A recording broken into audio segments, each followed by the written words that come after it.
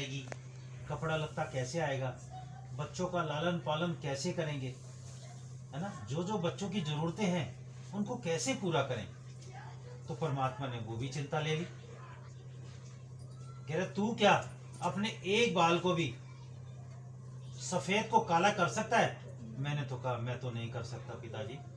तो उसने कहा मैं सब कुछ कर सकता हूं। ईश्वर ने कहा मैं तो सब कुछ कर सकता हूं, सारी चिंता मुझे दे दे, क्योंकि मुझे तो तेरा ध्यान है।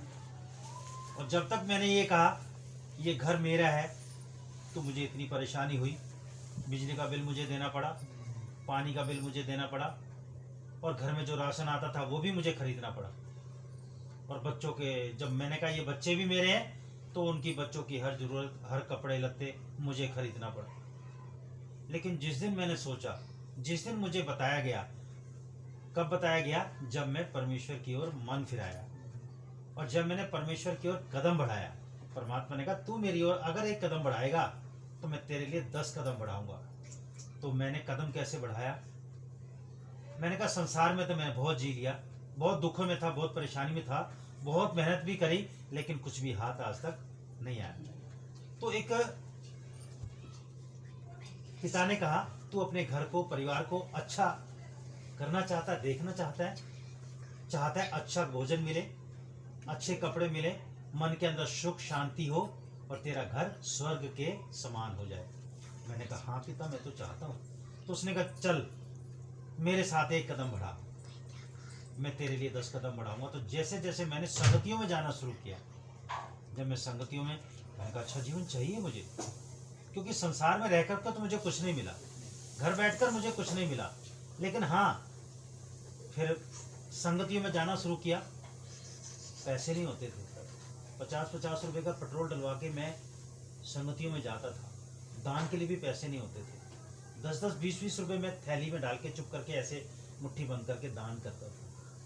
लेकिन मांगता था पिता नहीं, जो भी तेरा आशीष है, तेरा अनुग्रह जो तेरी ओर से मेरे लिए रखा है वो तू मुझे दे चुका है ना, तूने मुझे दे दिया है, क्योंकि तूने कहा है मत डर क्योंकि मैं तेरे अंग और संग में, किसी बात की चिंता मत कर क्योंकि मुझे तो तेरा ध्यान है। तो जब परमात्मा इस बात को कह रहा है मुझे तेरा ध्यान है, तो मुझे चिंता करने की जरूरत है? मैंने चिंता परमात्मा को दे दी, अपनी सारी चिंताएं, जितने भी दुख थे, जितनी भी परेशानियां थी, एक थैली बनाई, उसमें डाल दी और उसको गांठ बांध दी, और मैंने कहा ले पिता ये मेरा दुख, ये मेरी परेशानी और जितना भी मेरे जीवन में कष्ट है, चिंताएं हैं, ये मैं तुझे देता हूँ। तो पिता ने कहा बहुत बहुत अच्छा किया तूने, अगर तुझे इतनी समझ आ गई है तो अब देख मैं तेरे जीवन में कैसे चिन्ह और चमत्कारों को प्रकट करता हूँ। तो जैसे जैसे मैंने पिता से मेल मिलाप का जीवन बढ़ाया, क्योंकि संसार में तो मैं कुछ नहीं कर पा रहा था, हर जगह जाता था लेकिन दुखी मन से। लेकिन जब मैं वहां जाने लगा जहां पिता ने मुझे बुलाया कि देख जहां तुझे मैं बुलाऊं तू वहां आना, मैं तुझे आशीष और अनुग्रह दूंगा। तो मैंने कहा अच्छा पिता। तो जिस जिस संगति में मैं जाना शुरू किया, जैसे जैसे मैं संगति में जाता, तो पहली बार तो मैं हफ्ता 10 दिन जैसे गया तो पता लगा संडे के संडे होता है, तो संडे के संडे जाते थे। तो संडे के संडे जब जाते थे तो 50 रुपये का पेट्रोल डलवा के जाते थे, कोई जाना आना हो जाएगा ना। लेकिन 50 रुपये का पेट्रोल तो डलवा के जाते थे, किसके लिए दौड़ रहे थे? परमेश्वर के लिए ना, परमेश्वर के लिए तो नहीं, लेकिन अपने लिए दौड़ रहे थे कि सुख शांति तो मुझे चाहिए थी। लेकिन बोल देते थे हम परमेश्वर के लिए जा रहे हैं ना, एहसान कर रहे हैं हम। लेकिन फिर पता लगा, धीरे धीरे सीखा सुना कि तुम परमेश्वर के लिए नहीं आते, तुम तो अपने स्वार्थ के लिए आते हो।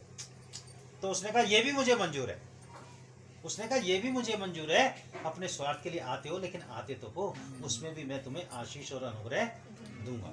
लेकिन उसने इतनी सी बात कही, जो मैं कहूँ उसको सुन के प्रैक्टिकल करना।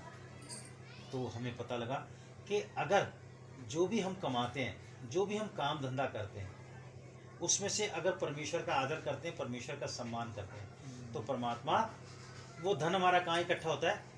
स्वर्ग में। और स्वर्ग में परमात्मा फिर क्या कहता है? जब हमारा धन स्वर्ग में इकट्ठा होता है आदर करते हैं, दान करते हैं, सम्मान करते हैं। कहाँ से, कौन सा करते हैं? जो परमेश्वर हमें आशीष देता है। देने वाला भी परमात्मा ही है, क्योंकि महिमा का धन ईश्वर ही देता है हमें। जो भी हमारे पास कमाई आती है, जो भी हमारे पास आता है, उसका हम कहते हैं पिता तेरा धन्यवाद, ये तो तेरा आशीर्वाद है, तेरा अनुग्रह है। और उसमें से हम पिता से कहते हैं पिता इसमें से तेरा कितना है ना। जब उसमें से दान निकालना सीख गए तो पहले तो 10 रुपये करते थे, फिर 20 रुपये करना शुरू कर दिया, फिर बढ़ा दिया 50 रुपये करना शुरू कर दिया, क्योंकि आने लगा और आने लगा 50 का 100 कर दिया। और फिर पता लगा कि यदि तुम अपनी नेक कमाई में से जो भी परमात्मा तुम्हें देता है, उस कमाई में से महीने का आदर सम्मान निकालते हो, तो परमात्मा महीने के बजाय साल साल का तुम्हें देता जाएगा, भंडार भरता जाएगा, तुम्हारे भंडारों को भरता जाएगा। और उसने ये भी कहा कि पुराने के होते हुए तुम, नए के होते हुए भी तुम पुराना खाते रहोगे, तुम्हारा कभी खत्म नहीं होगा। तो ऐसा ही होने लगा जब ईश्वर को जाना, पहचाना, और वो ऐसा करने लगा कि नए के होते हुए भी पुराना खा रहे हैं। अभी पुराना ही नहीं खत्म हुआ कि नया हमारे घर में और आ गया। तो ये कहाँ से? पहले तो वर्क की इतनी नहीं थी, 10-10 रुपए के लिए मुताज थे, लेकिन जब परमेश्वर की सुनकर के चलने लगे और उन्होंने कहा तू किसी बात की चिंता मत कर, मत डर, क्योंकि मैं तो तेरे अंगुर संग हूं ना। और सिर्फ इतनी सी बात याद कर ली कि वो कह रहा है 1 कदम तू बढ़ाएगा तो मैं तेरे लिए 10 कदम बढ़ाऊंगा। तो कौन सा कदम बढ़ाना अच्छा है? 1 कदम बढ़ाना है। और 1 कदम बढ़ाने का मतलब है, जैसे कि संसार में जब रहते हैं, हमारे शरीर में कोई दिक्कत है, कोई परेशानी है, तो जब हम बर्दाश्त नहीं कर पाते, तो ये दुख और परेशानी भी ऐसी है कि हम बर्दाश्त नहीं कर पाते, तो उनको खत्म करने के लिए हम किसी भी रास्ते पर जाने के लिए तैयार हो जाते हैं।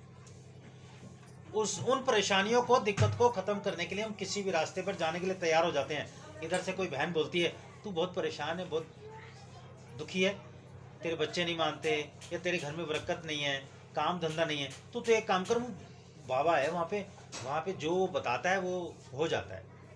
अच्छा, हो जाता है। तो गए तो थे इसलिए कि कुछ पता लगे, आसान जीवन में आए, लेकिन पता लगा वहाँ तो जाकर के जेब और उसने खाली कर ली कि हाँ बहन जी जीवन तो अच्छा हो जाएगा, लेकिन हवन करना पड़ेगा। तो उसने कहा कि इतनी दुख और परेशानी है तो हवन कर लेती हूँ, शायद जीवन अच्छा हो जाए।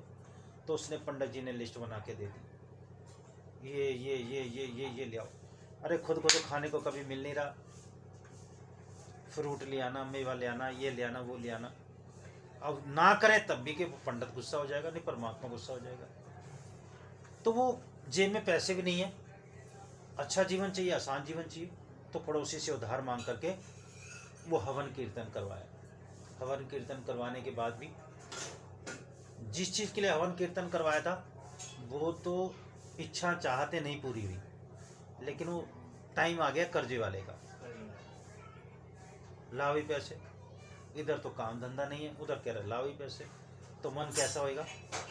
चिड़चिड़ा हो जाएगा और परेशान हो जाएगा कि मैंने क्या किया, ना होते हुए भी मैंने कर्जा लेकर के किया, अब कर्जे वाले को मैं कहाँ से दूँ, और जीवन दुख में चला जाता है। गए तो थे अच्छे के लिए, लेकिन सही रास्ता नहीं था।